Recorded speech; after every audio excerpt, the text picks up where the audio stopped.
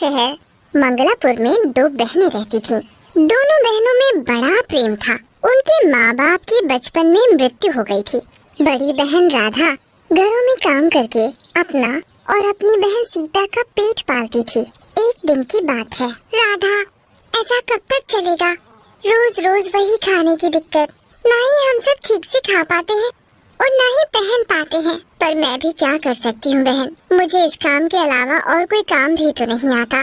राधा, क्यों ना मैं भी तुम्हारे साथ घरों में जाकर काम किया करूँ? खबरदार, अभी तेरी पढ़ने लिखने की उम्र है और तू घरों में जाकर काम करने की बात कर रही है। अरे, मैं तुझे पढ़ा लिखा कर टीचर बनाना चाहती हूँ। राधा की बात सुनकर सीता चुप हो जाती है। वो कुछ नहीं बोलती और जाकर चुपचाप सोने चली जाती है। क्या करूँ इस लड़की का, ये तो कुछ समझती ही नहीं। मैं तो इसे पढ़ाना लिखाना चाहती हूँ, पर ये है कि काम करने की जिद कर रही है। और अगले दिन, सीता, सीता, मैं काम करने जा रही हूँ, तुम अपना ध्यान रखना और किसी को भी घर में मत आने देना।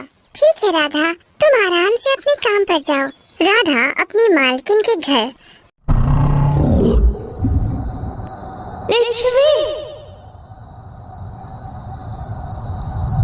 प्रिया की आवाज है ना? ए लक्ष्मी, हाँ आती हूँ। अरे क्या हुआ इतनी रात को तुम इधर? टॉयलेट जाना है रे, लेकिन अकेले जाने से डर लग रहा है। उफ, ठीक है चलो।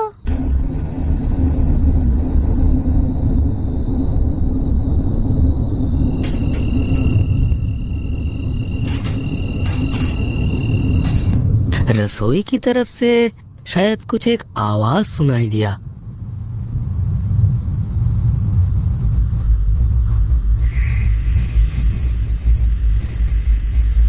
ये क्या प्रिया, क्या हुआ है तुझे? प्रिया, तुमने तो कहा था कि तुम्हें टॉयलेट जाना है। ये तुम किधर जा रही हो? उस टॉयलेट में नहीं जाऊंगी रे, डर लग रहा है मुझे बहुत।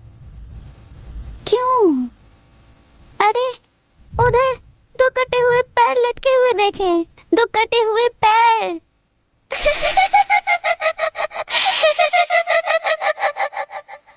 तालाब के पास के टॉयलेट जाएंगे। आओ आओ ना आओ।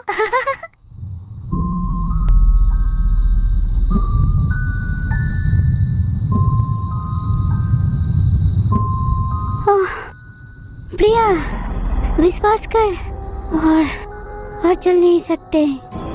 और कितनी दूर है तेरी तालाब? हाँ, मुझसे और चला नहीं जाता। उफ,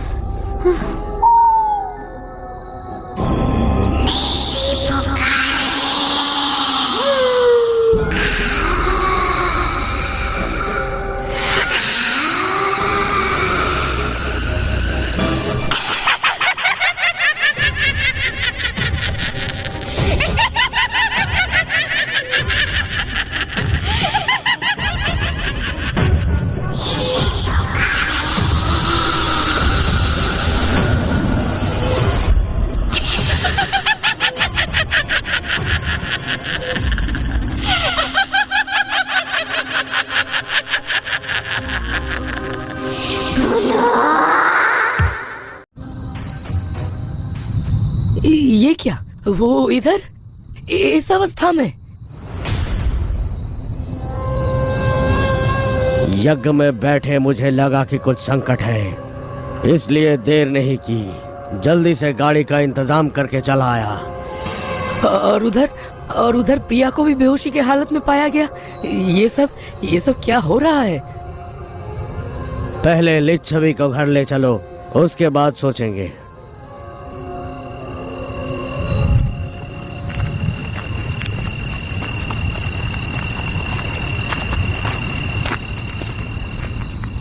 दीदी कहाँ है श्रृंगार भैया? उसको तो प्रिया के पास बैठा के गया था। नहीं है, दीदी कहीं नहीं मिल रही।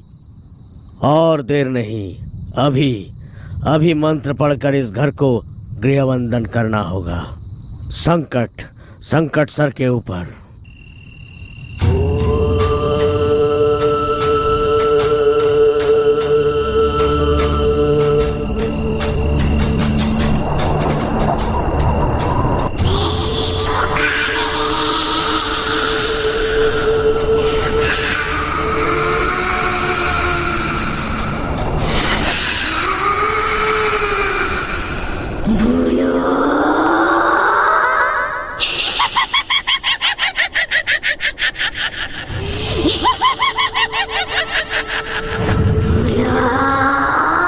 ये क्या है?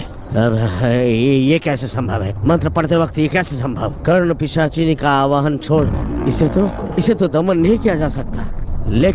लेकिन उसका साधना तो मैंने आज तक नहीं किया। यहाँ से निकलना पड़ेगा, अभी निकलना पड़ेगा। राधा अपनी मालकिन के घर काम करने जाती है। घर का काम करके वो शाम को अपनी मालकिन से पैसे मांगती है। मालकिन जी, मुझे कुछ पैसे की जरूरत है, मुझे कुछ पैसे दे दो।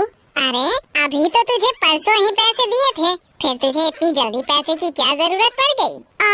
वो मालकिन जी, मुझे अपनी बहन के लिए किताबें खरीदने के लिए चाहिए। अभी नहीं है मेरे पास पैसे वैसे। और क्या करेगी तू अपनी बहन को पढ़ा लिखा कर, और रोज रोज तू पैसे मांगती है। अरे मैं नहीं दे पाऊंगी, तुझे काम करना है तो कर, वरना जा यहाँ से, समझी? मालकिन जी, आप ऐसे मत बोलिए, मैं अपनी बहन को पढ़ा लिखा कर टीचर बनाना चाहती हूँ। अब तू उसे टीचर बना या चाहे कुछ बना, मेरे पास नहीं है पैसे। देख, मैं ये तुझे रोज रोज पैसे नहीं दे सकती, और तू कल से काम पर मत आना। अरे मालकिन जी, आप ऐसा मत बोलिए, आप काम नहीं कराएंगी तो हमारा गुजारा कैसे होगा? वो मुझे नहीं पता, अब तू जा यहाँ से, चल निकल, चल फुट। राधा वहाँ से उदास मन से जब शाम को काम करके लौट रही होती है तो वो पूरे रास्ते यही सोचती आती है, जब सीता मुझसे पैसे मांगेगी तब मैं उसे कहाँ से दूंगी, और उसे कैसे बताऊंगी कि मालकिन ने मुझे काम से निकाल दिया है। राधा ये सोचते सोचते वही रास्ते में एक पेड़ के नीचे बैठ जाती है और रोने लगती है। राधा जिस पेड़ के नीचे बैठी रो रही होती है, उसी पेड़ पर बैठी चुड़ैल राधा को रोते देख रही होती है। तभी चुड़ैल राधा के सामने आ जाती है। राधा चुड़ैल को देखकर भागने लगती है। अरे अरे भागो मत, मुझसे मत डरो, मैं तुम्हें कुछ नहीं करूंगी। पर तुम तो चुड़ैल हो, और मैं कैसे मानूं कि तुम मुझे कुछ नहीं करोगी? हाँ? अरे सच में कुछ नहीं करूंगी। अच्छा, अब तुम मुझे ये बताओ कि तुम इस तरह रो क्यों रही थी? हाँ? राधा फिर चुड़ैल को सारी बात बताती है। तुम चिंता मत करो, सब ठीक हो जाएगा, अब तुम बस अपने घर जाओ। राधा जब अपने घर जाने लगती है तो चुड़ैल भी राधा के साथ साथ उसके घर चली जाती है। इस बात का पता राधा को नहीं चलता कि चुड़ैल उसके साथ उसके घर आ गई है। राधा के घर आते ही सीता राधा से पैसे मांगती है। राधा, तुम अपनी मालकिन से पैसे मांगकर लाई हो? वो सीता, मालकिन ने मुझे पैसे देने से मना कर दिया, पर तू चिंता मत कर बहन, मैं कहीं न कहीं से पैसे का इंतजाम कर दूंगी। राधा ने मन ही मन सोचा कि मैं सीता को कैसे बताऊं कि मालकिन ने मुझे काम से निकलवा दिया है। राधा, क्या बात है, आज तुम कुछ उदास लग रही हो, कुछ हुआ है क्या?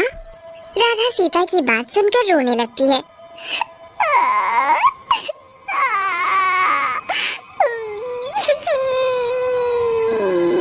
और फिर उसे बताती है कि मालकिन ने उसे काम पर आने के लिए मना कर दिया है। तभी राधा सीता से कहती है, अच्छा तू ये सब छोड़, मैं तेरे लिए कुछ बना कर लाती हूँ। राधा रसोई में जाकर देखती है, अरे रसोई में तो कुछ भी खाना बनाने के लिए नहीं है, सारा सामान खत्म है। अब मैं सीता को क्या खिलाऊंगी? एक ही साथ में निशी और भूलों का शक्ति है उसमें। अगर लौट कर नहीं आते तो दूसरे बच्चों को भी बचा नहीं पाते। मुझे कोई बकवास नहीं सुनना। मैं अपने पति और बेटे को लेकर वहाँ जाऊंगी। जब तक मेरी बेटी लौट नहीं आती तब तक हम तीनों वहीं रहेंगे। मैं पुलिस को भी बताऊंगी और किसी को भी नहीं छोड़ूंगी। जिंदा रहना चाहती हो तो वहाँ पर मत जाना। संकट आ रहा है, घोर संकट। अमल जी, मैं आपसे बात कर रही हूँ। मैं किसी पाखंडी गुनहगार की बात सुनना नहीं चाहती। आप लिच्छवी के पिता से बात करके हमारे रहने का इंतजाम कीजिए।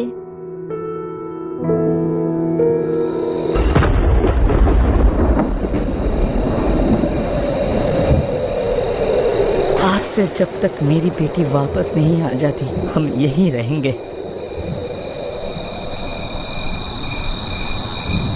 पापा, तनया बेटी, कहाँ हो तुम? पापा, ओ पापा। हाँ? मेरी बेटी, तुम कहाँ हो?